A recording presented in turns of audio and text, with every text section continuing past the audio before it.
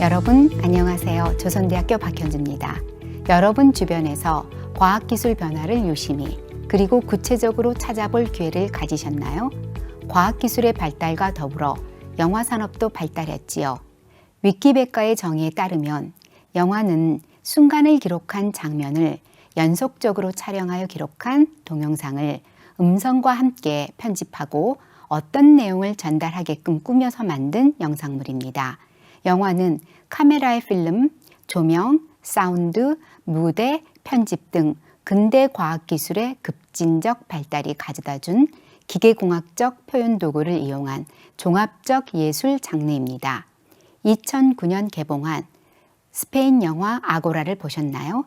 인류 최초의 여성 수학자이며 철학자, 진리 탐구와 지혜로 대표되는 히파티아의 실제 이야기에 기반한 영화입니다. 시대적 배경은 400년이고 배경이 된 장소는 헬레니즘 학문과 과학의 중심지인 고대 이집트 알렉산드리아입니다. 저는 그 영화 속의 사람들이 대학, 도서관, 강당, 아고라 열린 광장에서 자유롭게 토론하고 연구하는 모습이 인상적이었습니다.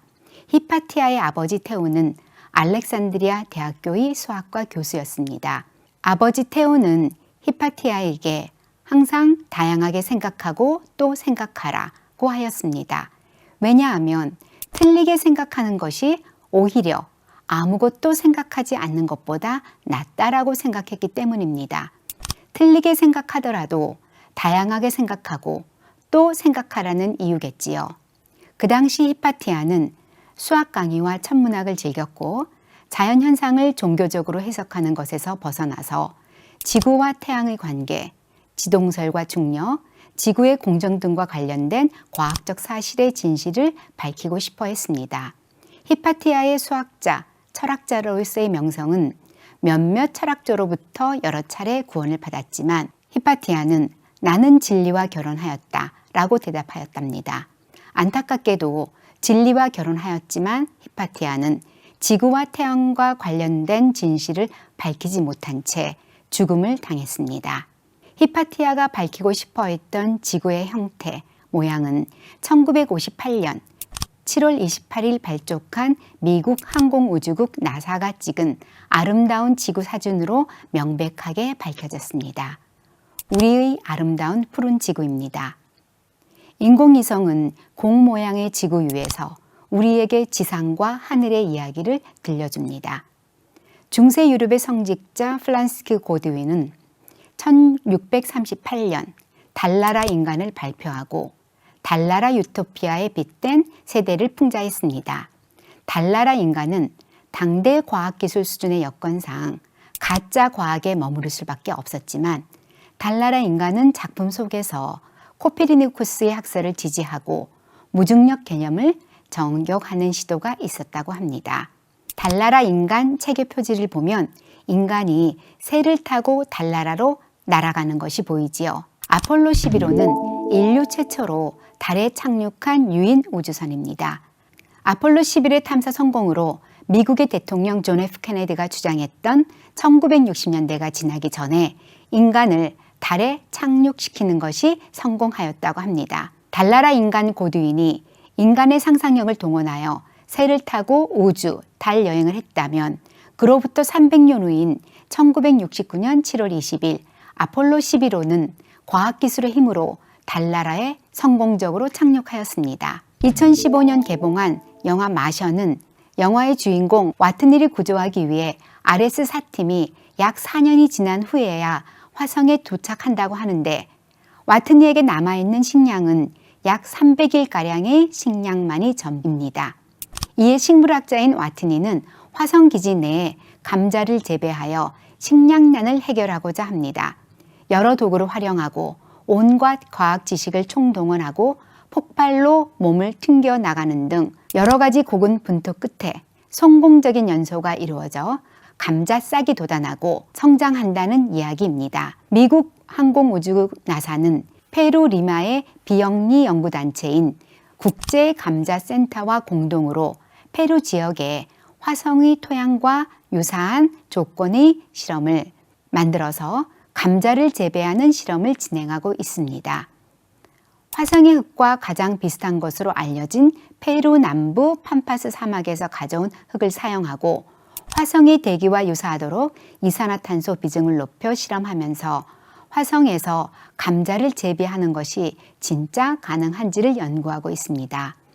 영화와 원작 소설 마셜의 감상 포인트는 도저히 불가능할 것 같은 절망적인 화성의 환경에서 와트니 특유의 긍정적인 사고방식과 도전적인 태도로 과학적 지식과 탐구 능력을 10분 발휘해서 화성에서 살아남기를 위한 갖은 문제를 해결하는 모습입니다. 이정문 화백님의 서기 2000년대 생활의 이모저모는 미래를 상상하여 그린 상상 만화입니다.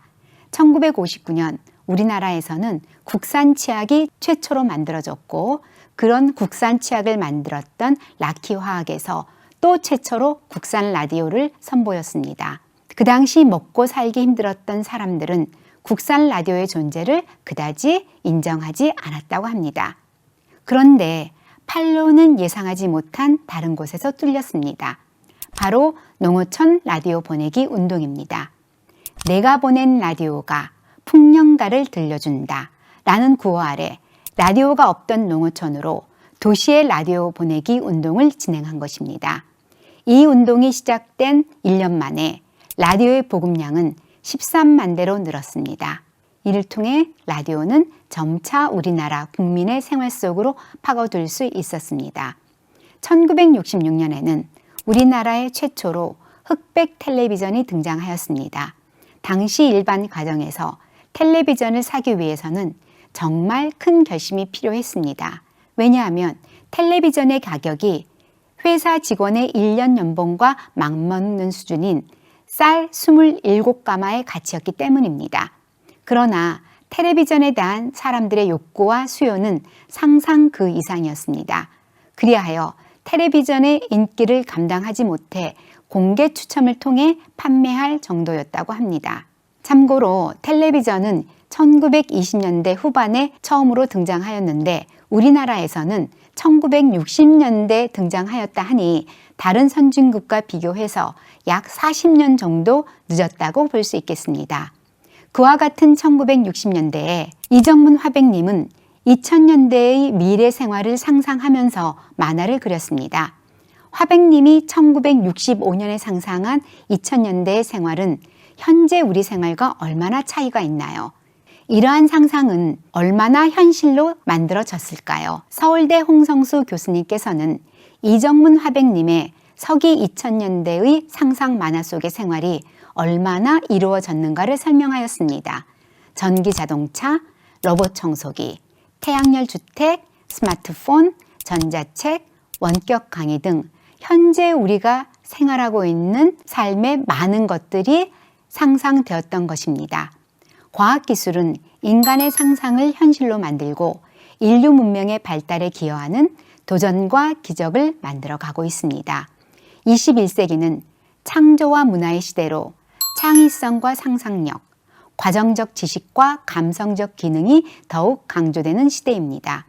지난 10여 년 동안 전 세계적 혁신의 키워드는 국가 경쟁력을 위한 창의, 창조, 디자인, 과학기술공학의 스템 또는 과학기술공학예술수학의 스팀이었습니다. 융합은 전 세계의 모든 분야에서 가장 핵심적인 주제이며 혁신입니다. 미래과학기술 사회는 융합화, 디지털 트랜스포메이션의 경계를 넘나드는 초융합, 분야 간, 기술 간, 산업 간의 경계가 사라지는 대융합의 시대가 될 것으로 전망합니다. 그리고 이러한 기술의 발전은 급격하게 산업 구조를 바꾸고 인류의 삶 전반에 걸쳐 총체적인 변화를 야기할 것으로 예측합니다. 따라서 미래과학기술정보사회에서의 경쟁력은 급변하는 혁신에서 얼마나 빠르게 적용하는지, 변화를 어떻게 선도하는지에 달려 있습니다. 상상력은 코끼리의 뼈라는 현실적 토대나 관찰된 사실에 기반하여 상상하는 것을 의미합니다. 여러분, 지금 여러분의 눈앞에 코끼리 뼈가 있다고 상상해 봅시다. 코끼리 뼈만 가지고 코끼리가 어떤 모습인지 상상할 수 있나요? 뼈만 가지고는 온전한 코끼리의 형태를 상상할 수 없습니다. 그렇게 코끼리의 형상을 만들고 움직이도록 하는 것은 온전히 예술적 상상력의 몫입니다. 훌륭한 상상은 과학적 상상력과 예술적 상상력이 융합될 때 비로소 완성된다고 합니다. 창의는 새로운 것과 그것이 같이 있다는 것을 포함합니다. 창의는 관계가 없다고 생각되는 사실들을 연결하거나 아이디어 간의 공통점을 발견해서 기존에 있던 요소들을 조합하고 새로운 것을 생산하여 문제를 해결할 수 있는 능력입니다. 근대 화학의 아버지, 프랑스 과학자 라부아제는 물리학으로 화학 분화를 정밀하게 설명하려는 노력으로 산소 이론을 만들었습니다. 상상은 강력한 힘을 발휘합니다. 상상의 사전적 의미는 실제로 경험하지 않은 현상이나 사물에 대하여 마음속으로 그려본다는 뜻입니다. 외부 자극이 없어도 기억된 생각이나 새로운 심상을 떠올리라는 뜻도 있겠지요. 사전적 의미에서 나타난 것과 같이 우리는 우리 감각에 직접 쥐어지지 않은 어떤 이미지를 새롭게 생각해낼 수 있는 상상력이 있습니다. 그리고 그것은 창의의 의미와도 연결됩니다. 꿈은 현실보다 더 강하고 희망은 어려움을 극복하게 합니다. 제4차 산업혁명 시대에 창의와 상상은 새롭고 가치 있는 것을 연결하는 융합의 재료이자 원동력입니다. 창의, 상상, 그리고 융합적 사고는 우리가 도전할 가치 있는 것이며 우리와 그리고 미래 사회의 경쟁력이 될 것입니다. 감사합니다.